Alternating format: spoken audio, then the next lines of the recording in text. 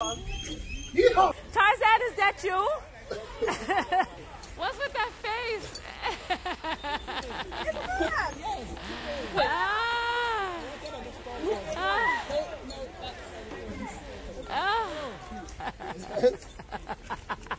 Oh, welcome to you, man. Come on, S on your chest.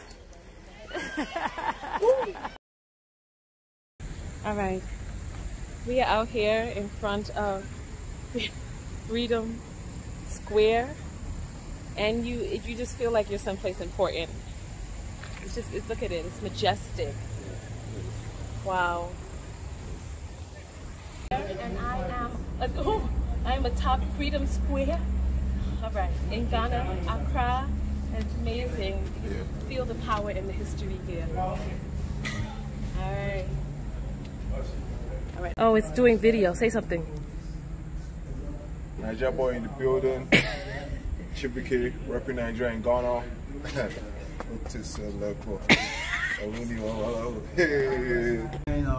Job I'm doing, right? You ask why. I've always been telling the history of this place to inspire black people like me. You understand? Nothing else. I don't feel so enthused by the money I make than the knowledge I give to my people, because I know one day what I tell you today, you're going to tell your brother or your sister or your son or daughter, we're going to change the system. You understand? So let's go. I would say you're welcome, and it's a great honor and a privilege for me to sit before great people like you to talk to you about this history. I mean, the history of this place.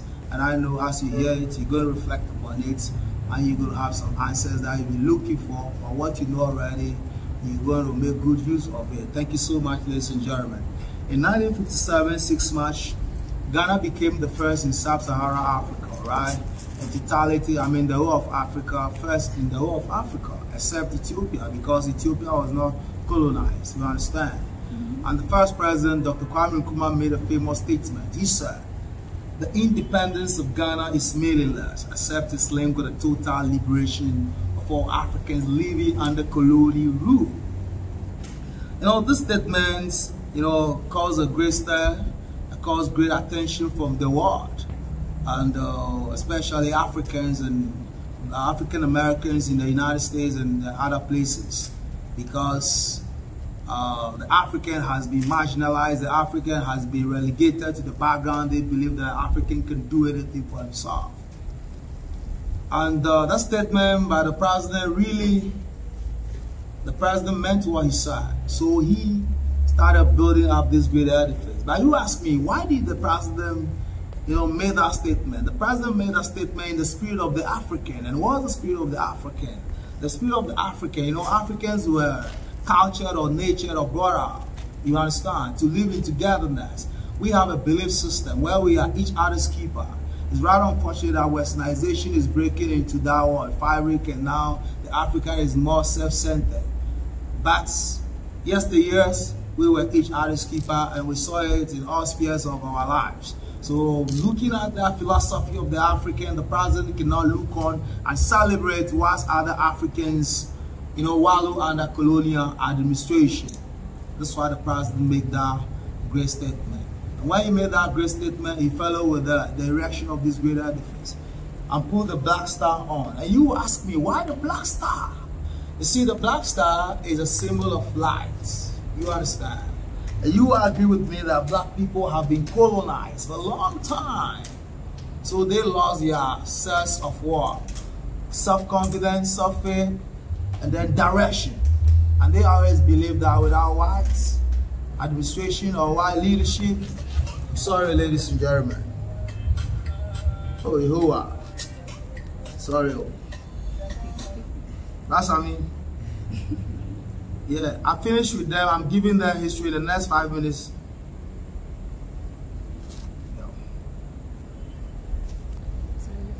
Yeah. I don't have problem with that. Just get off. I don't give, man. My brothers and sisters, let's go. I hope you've not lost track. If you lost track, I go back. Should I continue from where I ended? Yes. Thank you so much. You realize that because Africans were colonized for a long time, they lost a sense of what? Confidence, self-worth. and direction. Tell me what you want to say. In a different language. Tell me, in a different... Collective. Just collectiveness, reliability. I like that. That's great. That's great. Clap for the lady. And clap for her too. Yeah. I always would like people who put things in different perspective. With the same, you know, right. So the presidents want to awaken them from that sleep. And you know why the president was so confident? The president, Kwame Nkrumah, was a student in Lincoln University, you understand, and also in the United Kingdom. And this afforded him opportunity to meet a wide range of people, you understand, from all walks of life, from diverse cultures and diverse professions, especially in academia, in politics, and in business. And with that great exposure and experience from his international, connection with people, he realized that the African, or was convinced that the African has been endowed by his creator with enormous opportunity and resources and sophisticated ideas, which was very relevant in that's the symbolism, that's the significance of the Black Star. So this place became the leading light, the shining light, the wake-up call, the trailblazer for Africa's war, liberation. And truly it became. He attracted a lot of Africans. They had a lot of meetings here. The AU had to get independence. If it started, immediately Ghana had independence, Nigeria follows, and other African countries followed. You understand? But let me tell you something. The Black Star itself, the Black Star symbol, is not the creation of Ghana. Neither it is the creation of Africa. But it's for Africans. You understand? It's a creation of a great man called Marcus Mosiah Garvey, who is of a Jamaican parentage, born in London, but moved to the United States. And if you are very familiar with American history, realize that in the late 19th century, racial discrimination among black people by white supremacists were very rampant and very ugly, you understand? And then Marcus Mosiah Garvey, the great Pan-Africanist, said, no, we shan't sit down, or our people should be marginalized, or our people should walk, you know, debase. So Marcus said, no, I shall rise. And you know what he did? He had a company called the Black Star Liner. The Black Star Liner. You ask me, why the Black Star Liner? Before the Black Star Liner, there was a European shipping company called the White Star. I told you star is representing light. It means that this name White Star is projecting Europeans. So that Marcus said, no, I'm going to name my company the Black Star Liner to prove to the world that the African is always blessed with what? Managerial skills. And truly, Marcus did it. He made a lot of money, right? He became very influential. Marcus himself was a great speaker, a great teacher, a great inspirational and motivational speaker. And he was motivating Africans. And all the proceeds that Marcus was making from the company was using it to empower black people through education. Because he's a man who believes in knowledge. He believes that when you got knowledge, you got power. And truly, they prove it.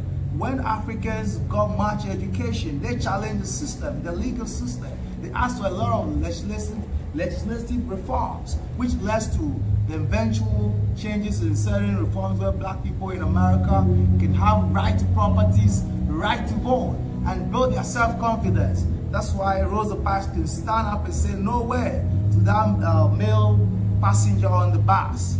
You understand? So Kwame Nkrumah, getting familiar with all this happening, he said, no, I got no choice than to choose the Black Star, which is the creation of Marcus Garvey, trying to project the Africans. You understand? And he made it an African thing.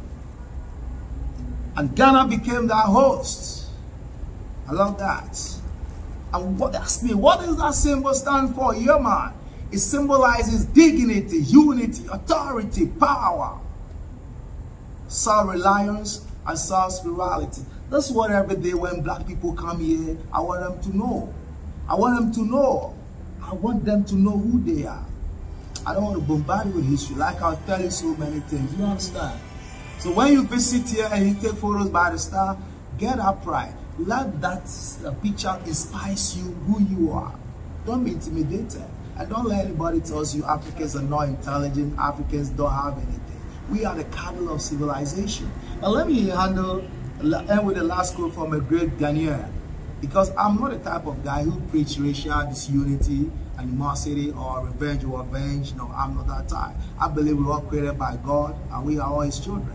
It's just that some people try to play one against other.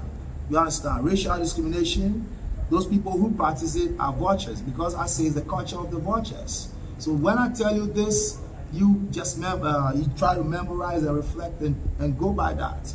This great man, I know you women have heard of this man. He's the man who said, if you educate a man, you educate an individual. But if you educate a woman, you educate a nation. That's right. Yeah, man, I know the woman knows that. So, his name is James Kojo Agri.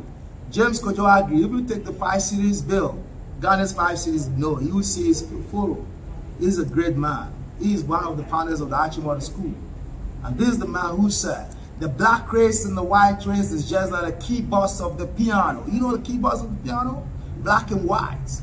If you play it well and you play skillfully, you're going to have great harmony. He was advocating for racial or unification, when black and white people can come together for a good cause and change the world and make the world a better place for posterity. That's what I believe in, and that's what he also believes in. You understand? So I just tell you the history so know how far we've come from. But I'm not telling you to go. All right, Tonya TKO here, and I am with, what's your name? Ari, Brown Sugar Yoga Bar on Instagram. Is that right? Is that right? We met over here by the Ghana Star, the Black Star. Nice. And we just clicked, taking photos of one another. Got a little history. How have you liked Ghana so far? I loved it so far. Fun and Really? history, what I came for. And I got food as a plus. You got food. I know that's right. Have you been to Nigeria? No, not yet. Okay, because if you like the jollof rice here, you got to try the one in Nigeria. Oh, okay. So what's my top dish? What do I need to eat? Well, you know I'm vegetarian, so Me too. Okay, well the jollof rice in Nigeria. Okay. Here, it's okay, but Nigeria, it's a move. It's a move. I'm sorry. I'm sorry. I'm sorry. I'm sorry. I gotta tell the truth. I know there's a competition. That's probably treason. I know there's a competition going on, but I have to tell the truth. I'm gonna have to do a taste test to figure out who's right and who's wrong. Okay? Do it. All the way. So silly. Go to Nigeria and Ghana to figure it out. Yes, figure it out. Yes, do your own taste test and see. I did mine. You got to do yours. Yeah. All right. Okay. So, Alamo Black, he says that is for what? What you said that's for? Intense baby making. Intense what? Baby making. So, this is how you be getting down? You take a few sips of that and then what happens? But for the guys, please. For the guys. Take it from me. What You're is gonna that feel supposed to bitter, but take it and hope that you're about to make a baby. Ew, you're so nasty. Getting ready to leave. Hey. Look at these tight ass pants this man got. What is all of this? I'm gonna miss you. Hug me, hug me. I see your videos all the time on social media. Should old acquaintance be forgot? Oh, look at him sitting there all chocolatey. Oh my goodness, Safaka. You look so beautiful. Hug me. Oh. Go into the place where my people were stolen from. Thanks. And that's where he's buried under your feet. The man was buried here, yes. So I had to stomp on this man's grave.